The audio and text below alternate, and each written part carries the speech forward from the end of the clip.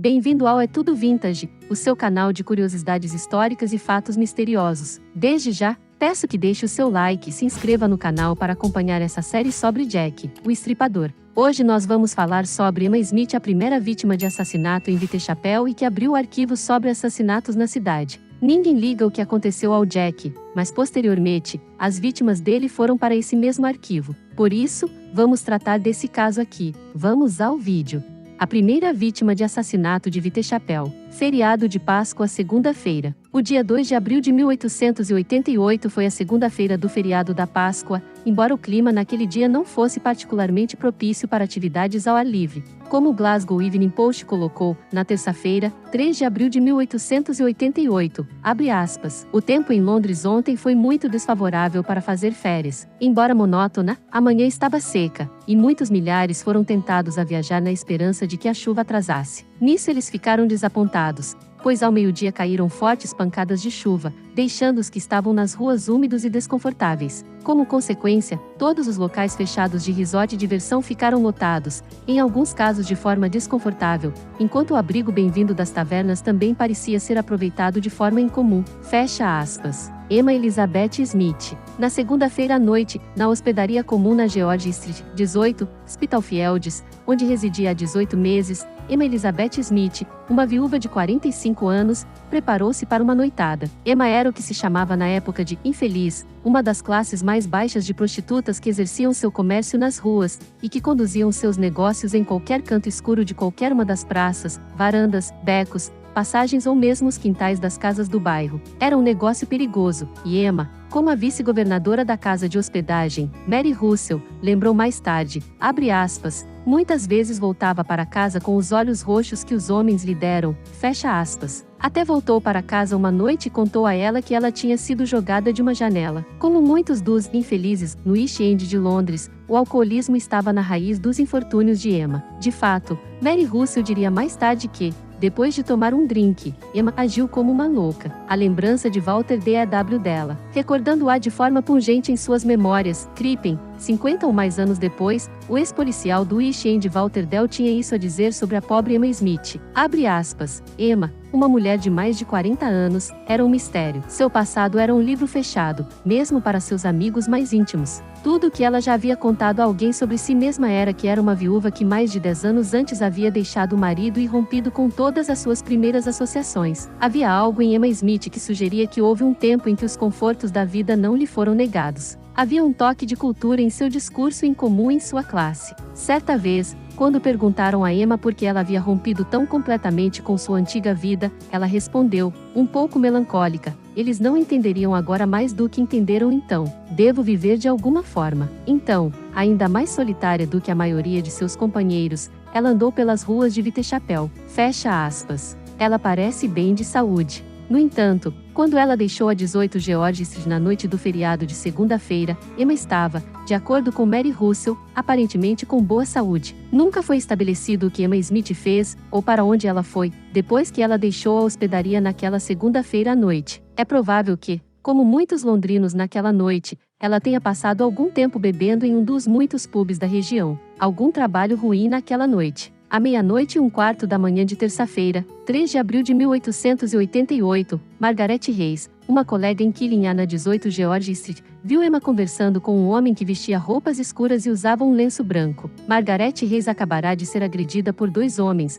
um dos quais a deteve e perguntou a hora, ao que o outro lhe deu um soco na boca. Os dois homens então fugiram para a noite. Mais tarde, afirmando que houve trabalho duro naquela noite, Margaret decidiu ir para casa e, ao passar pela Farnham Street, Burdett Road, notou Emma e o homem conversando. Ela estava, então ela testemunhou mais tarde, certa de que o homem não era um dos dois que a atacaram. Margaret também diria mais tarde que o bairro era terrivelmente cruel e que pouco antes do Natal de 1887, ela havia sido ferida por homens em circunstâncias de natureza semelhante e teve que passar 15 dias na enfermaria como resultado. Dadas suas próprias experiências recentes e passadas, Margaret não estava inclinada a ficar por ali, então continuou sua jornada e voltou para a hospedaria na George Street. Emma chega à hospedagem. Entre 4 e 5 horas daquela manhã, Emma Smith retornou ao número 18 da George Street, onde Mary Russell ficou imediatamente preocupada com o estado em que se encontrava. Seu rosto estava sangrando, Mary lembrou mais tarde. Sua orelha estava muito cortada,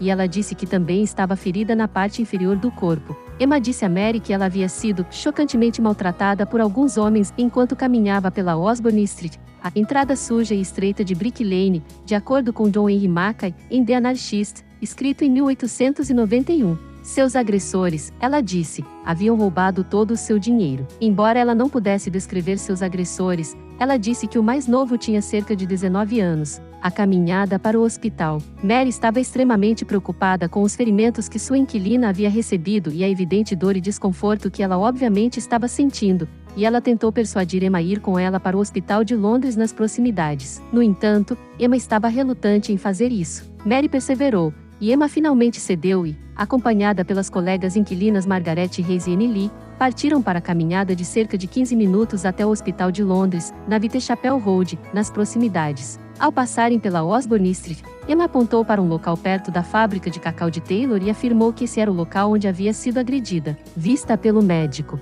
Na chegada ao hospital de Londres, Emma Smith foi vista pelo Dr. George Aslip, o cirurgião da casa. Mais tarde, ele testemunhou que, embora ela provavelmente estivesse bebendo, ela não estava embriagada e sabia do que estava acontecendo.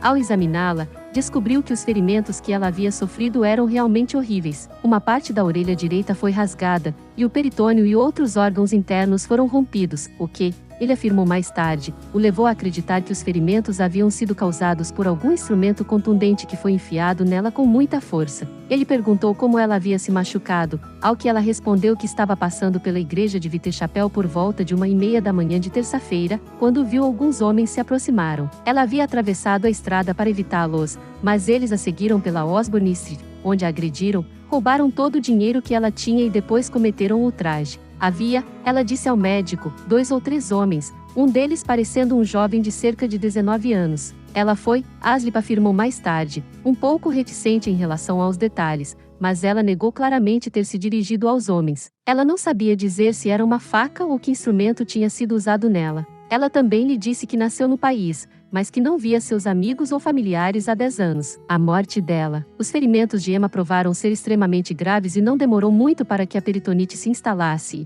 Tendo entrado em coma, ela morreu às 9 horas da manhã de quarta-feira, 4 de abril de 1888. Relatório do inspetor Hyde. O inspetor Edmund Hyde, chefe do Departamento de Investigação Criminal da Divisão H da Polícia Metropolitana, preparou o seguinte relatório sobre o caso. Abre aspas. Emma Elizabeth Smith, 18 George Street, Spitalfields. Filho e filha moram na área de Finsbury Park. Ela estava hospedada no endereço acima por cerca de 18 meses. Ela tinha o hábito de sair por volta das 18 horas ou 19 horas e voltar a qualquer hora, geralmente bêbada. Na noite de 2 de abril de 1888, ela foi vista conversando com um homem de roupa escura e lenço branco, às 12 horas e 15 do dia 3. Haviam sido agredidos e roubados na Osborne Street, perto da fábrica de cacau, Srs. Taylor Bros. No hospital de Londres, ela foi atendida pelo Sr. George Aslip, cirurgião da casa. Ela morreu às 9 horas do dia 4. O inquérito foi realizado pelo legista Vinnie Baxter no hospital. O primeiro que a polícia soube deste ataque foi do oficial do legista que realizou de maneira usual no dia 6 que o inquérito seria realizado no dia 7. O inspetor-chefe West compareceu.